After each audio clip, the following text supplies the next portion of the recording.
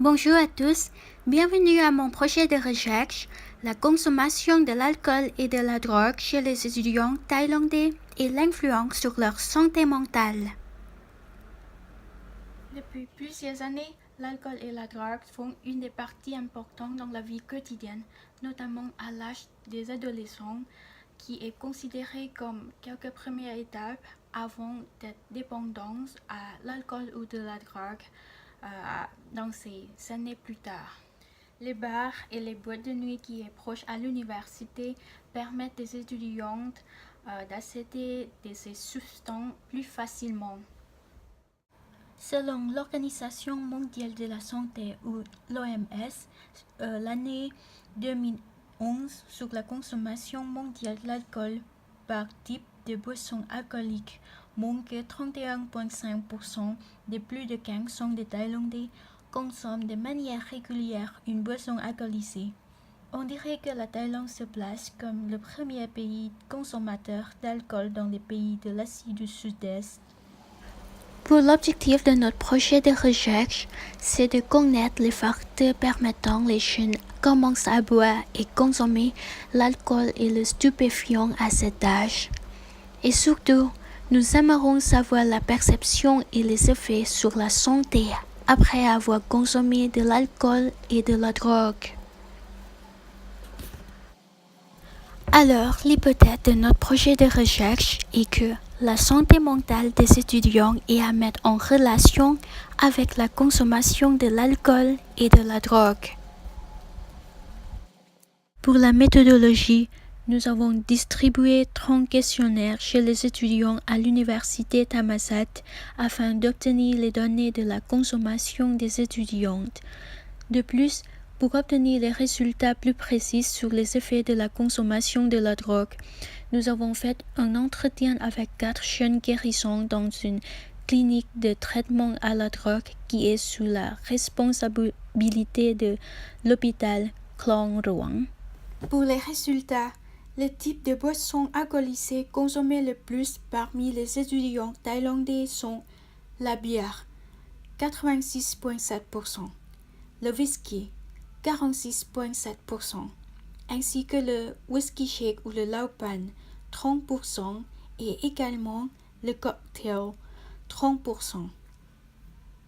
Effet référent à la consommation concernant le manque de concentration en classe, 73,3%, le manque de capacité de travailler ou d'étudier, 66,7%, celui-là mène à l'absence de goût, 66,3%, et ensuite la délinquance, 53,3%.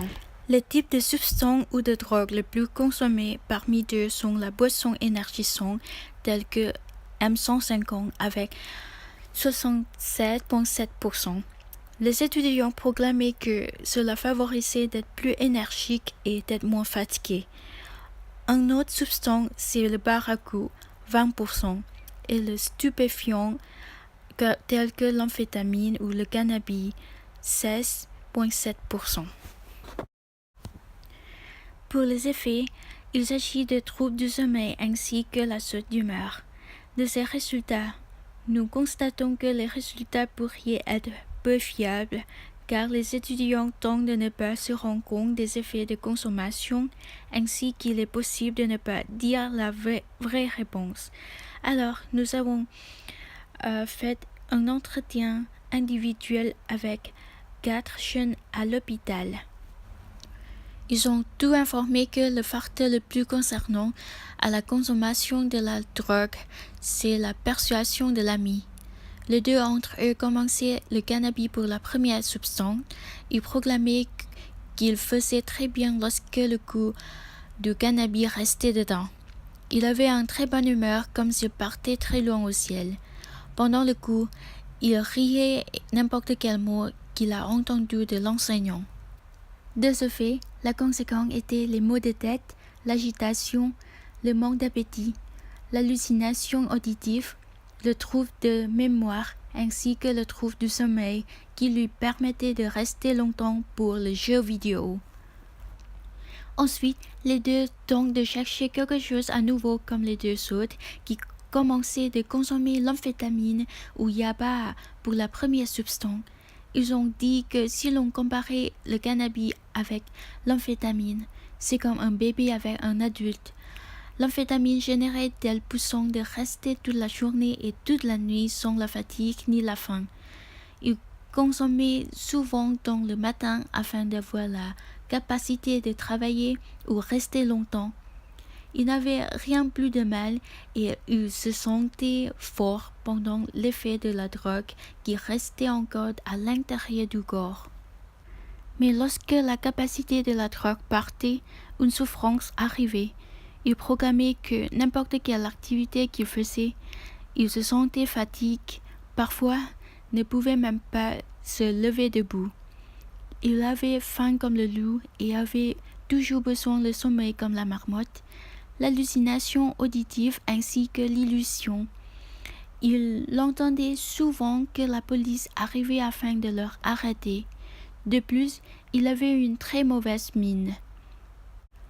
La motivation de quitter la drogue, les 4 garçons proclamaient que l'encouragement et le soutien de ses proches, c'est très important. Ils disaient qu'après être abusifs de drogue, personne ne voulait communiquer avec eux. Ils voulaient arrêter et vivre comme les autres avec l'acceptation, pas de l'insulte sans cesse. De plus, ils proclamaient qu'ils ne voulaient plus apercevoir les larmes aux yeux de ses parents.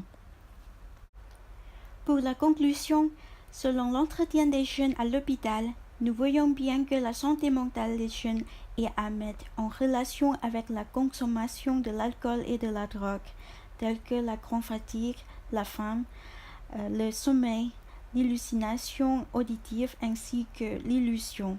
Et pour le comportement reliant à la consommation chez les étudiants à l'université Thammasat, nous constatons que la plupart des jeunes consomment la bière, le whisky et la boisson énergisante. Il est possible que les effets sur la santé ne paraissent pas encore ou les étudiants ne se rendent compte pas encore. Et bon, maintenant c'est la fin de la présentation de mon projet de recherche. Merci beaucoup pour votre attention et bonne journée.